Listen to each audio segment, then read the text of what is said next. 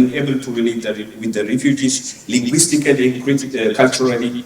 Hospitality and friendship provide practical meaning to the gospel message and open opportunities for sharing. So the first method that we use is hospitality and friendship. We have permission to enter to this accommodation center, and on a weekly basis we go there and give those refugees practical assistances, help them, support them, counsel them, pray for them, and that's how we create the connection whereby we can share the gospel message. The second approach is practical assistance, as I mentioned earlier, and we provide various forms of practical assistances, such as I said, regular visitations, language translation services, prayer and counseling, and we also accompany them on their appointment to hospitals and to all government offices, so that we can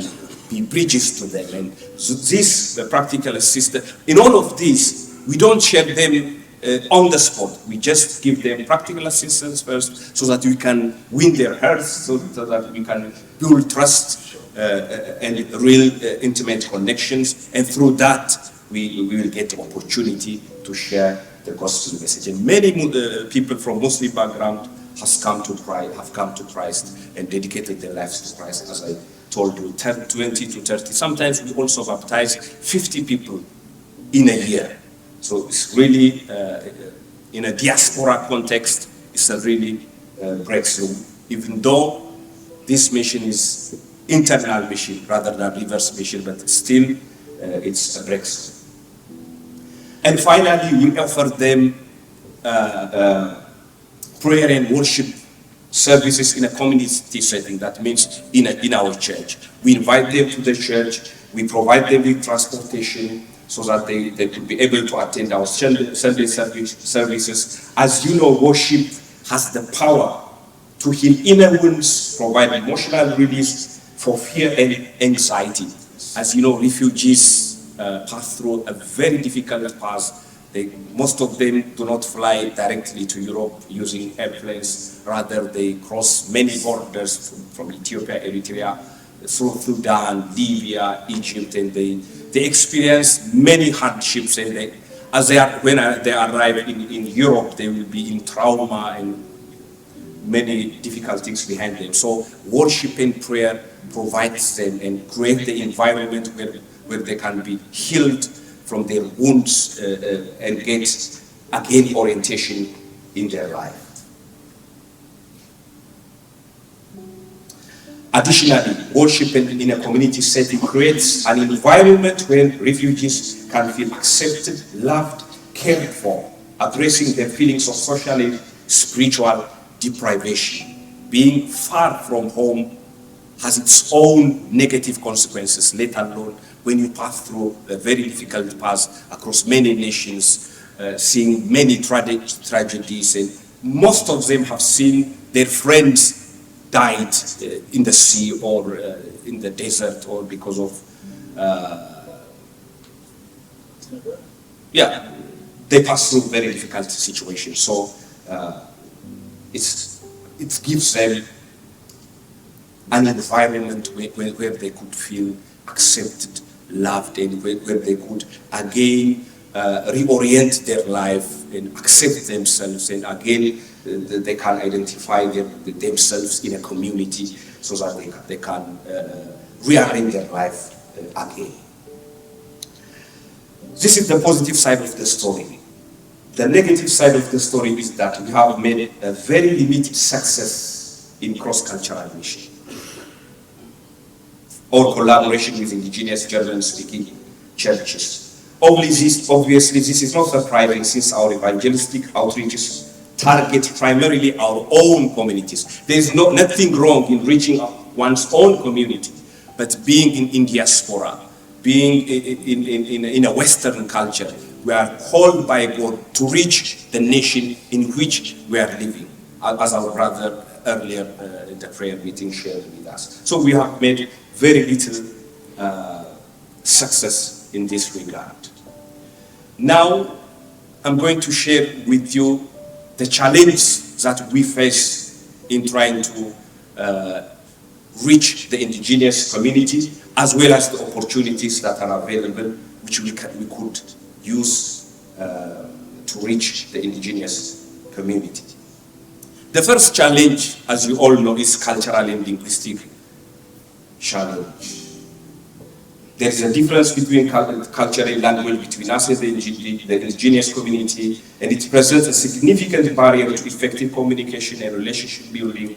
And our church services are currently conducted in Amharic, Tigrinya, and Orominya languages, except for the second generation, which they are conducting in German. By itself, conducting in one church, conducting services in Amharic, Tigrinya, and Orominya languages. All these languages are Ethiopian and Eritrean languages. By itself, it's a breakthrough, because you might know Ethiopia is structured, is a federation, ethnically structured federation, so ethnic tension and ethnic issues are troubling our nation. If you have heard of Ethiopia in the news, we have been just, for the last 2 years, we have been in a war because of such differences and problems arising from ethnic tensions. Still, the country is undergoing ethnic tensions. By the way, that led me to study politics and philosophy, so that I could contribute something to this nation, to bring peace, to bring harmony, to show the way out of this quagmire. That drove me to study politics and philosophy. I believe God will help me to contribute a bit to the betterment of this difficult situation. So by itself, conducting Orominya, Tigrinya, and Amharic services is a breakthrough, because most of the time in the diaspora, churches of Ethiopian and Eritrean origin either conduct their services in Amharic only, or in Tigrinya only, or in Orominya only. They rarely work together. So you'll see the division among ourselves. But in our case, God has given us the grace and the breakthrough, and so that we can conduct in all these languages, not only services, but we have a choir group, we have Bible studies, even if the programs are conducted in one church, but they are operating like 3 churches, but working together. But when I come to cross-cultural mission, still it's not. It's one of the challenges, because we do our services in our own languages. We couldn't reach the indigenous community. We do understand the importance of starting a German language service to engage in cross-cultural mission. However, we currently lack any concrete identifiable action plan to make this a reality. Of course, we do offer, as most of you might do, German translations for guests who attend our church, but the songs and style of worship remain strongly rooted in Ethiopian and Eritrean languages. As you know, effective cross-cultural engagement goes beyond merely conducting services either in English or German, because it encompasses aspects such as worship style. You have seen how we prayed in the morning, very, very fervently, moving and shouting. As African origins, we are warm-blooded, and it might not resonate with European culture, but it's a culture issue. So culture encompasses not only language, but also this aspect and method of praise, attitude towards time. As you know, Africans are the best timekeepers, and we arrive on time whenever we are. It's better to speak the positive, so that we can be influenced.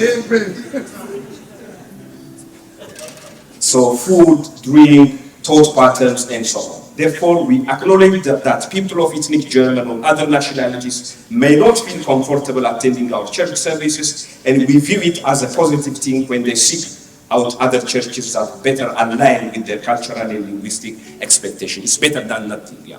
They do come sometimes. We do offer translation. Sometimes they like our worship style and so on. But we couldn't help them. We could not help them. We can't help them further. So we are happy when they join German churches.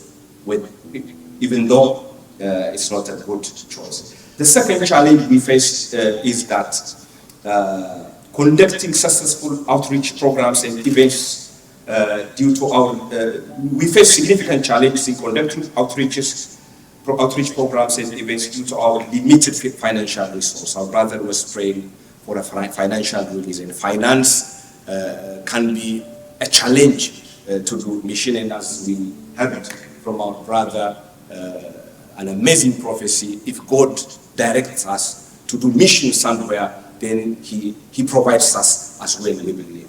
But some finance is a challenge. Unlike indigenous churches, we do not have the support of a benefactor, either in German or back home, as you all know, which means that we are solely responsible for funding all our church planting missions. This lack of independent or backup financing makes it difficult for us to secure the necessary financial resources to organize evangelistic missions. As my brother Dr. Hippo mentioned earlier, all the missions we have been doing so far have come, the resources for the mission, doing for these missions have come from ourselves. And I travel, without exaggeration, 4,000 to 5,000 kilometers in a month in Germany, just to reach those who should be reached. More than 4,000 to 5,000 kilometers all these years. So finance is an obstacle. In terms of forming partnerships with indigenous churches, we belong to the Fellowship of Free Pentecostal Churches, which is commonly referred as BFP. It is an abbreviation of a German term which is Free Churches, Free Pentecostal Churches Association when it is translated in German. So we belong to this association. Let me tell you something, a little bit about this association. The BFP holds the distinction of being both the largest classical Pentecostal denomination and the second largest free church in Germany. Joining the BFP signifies a church's willingness to be accountable in a number of areas, including legal status, finances, church policy, and theology, as probably most of you belong to FCC, and I think you can compare it, or you can take it like that. In its most recent report, the BFP indicated that 39.3% of its congregations represent non-German speaking or culturally diverse communities. 39%. It wasn't the case a decade or two ago, which equates to 343 out of its 872 churches.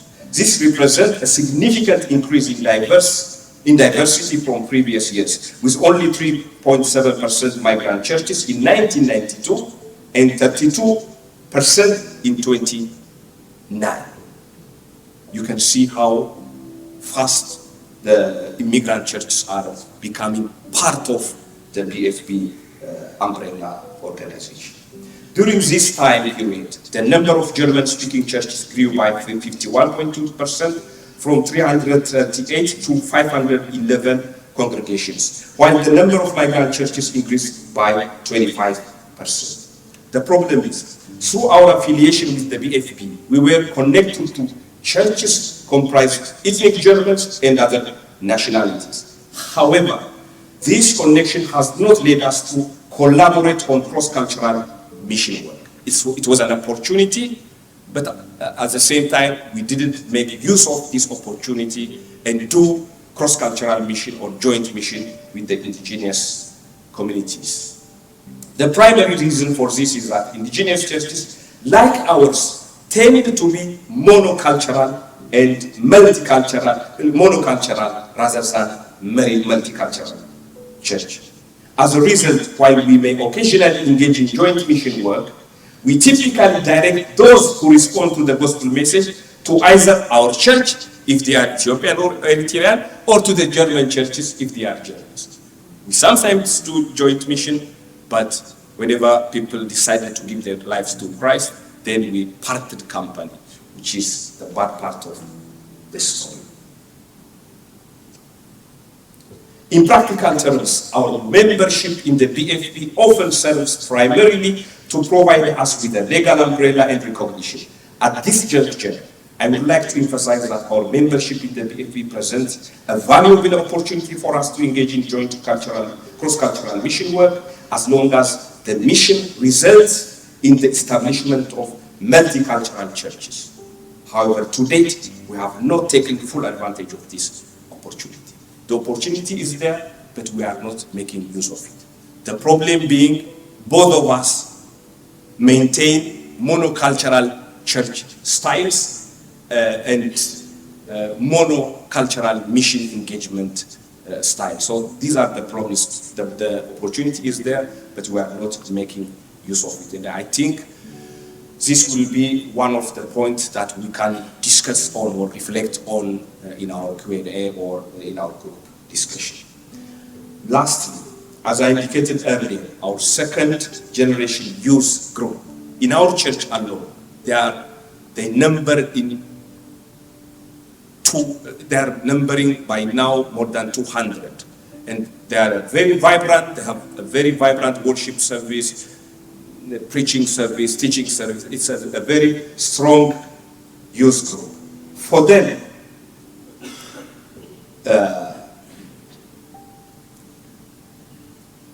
we decided to conduct the youth group services in Germany, not intentionally. We didn't intend to target ethnic Germans or other nationalities, but rather it was a natural outcome because they are born there and raised there, so it's very natural for them to communicate in German. Rather, they even do not express themselves either in Tigrinya or Amharic as much as they express themselves in German. So it's not our intention to reach the Germans for them, but it's a natural outcome of their being born in Germany. Unlike the first generation, most of the second generation youth are not hindered by linguistic and cultural barriers. They are naturally integrated into German culture and daily life context for school, work, and their neighborhoods. The increasing number of ethnic Germans and other nationalities attending the services of these youth groups demonstrates that they are becoming more multicultural and multi-ethnic congregations. So, Dr. Hippo was mentioning yesterday when we sit in a leadership meeting. I think I don't want to downplay or undermine the possibility that even the first generation can engage with the indigenous community. I don't undermine that aspect. As I said, there is opportunity to do joint mission, joint cross-cultural mission, and try to establish churches that are more multi-ethnic and multicultural rather than mono. When we say multi-ethnic churches or multicultural churches, it's not about offering services in various languages or offering services in translations, but it has to do with doing our whole services in line with those linguistic communities. I mean, integrating them in the leadership, integrating them in everything that the church is doing. So it should be organic and it should be organic and natural, and we should pray together, envision together, plan together, devise strategies together. That's how we can organically build a multi-ethnic church which looks more the churches of the early days rather than the church that we are seeing here in diaspora. So in short, on the one hand, our church has made dramatic growth in terms of internal mission, but when it comes to reverse mission, as I pointed out to you, we have limitations. There are possibilities, there are opportunities that we can use. One is by working in collaboration with the indigenous churches, and the other is by using our second generation youth to further the work of the kingdom in the mission field where we are in. And multicultural churches or multi-ethnic churches are not a matter of choice. they are going to be the reality of the next generation. Because as you see from the statistics, in the context of Germany, almost nearly half of the population has a migration background. So that means it shares a common culture and a common thought pattern in a common language. So I think it's not a matter of choice, rather it's a matter of facing the new reality. God bless you.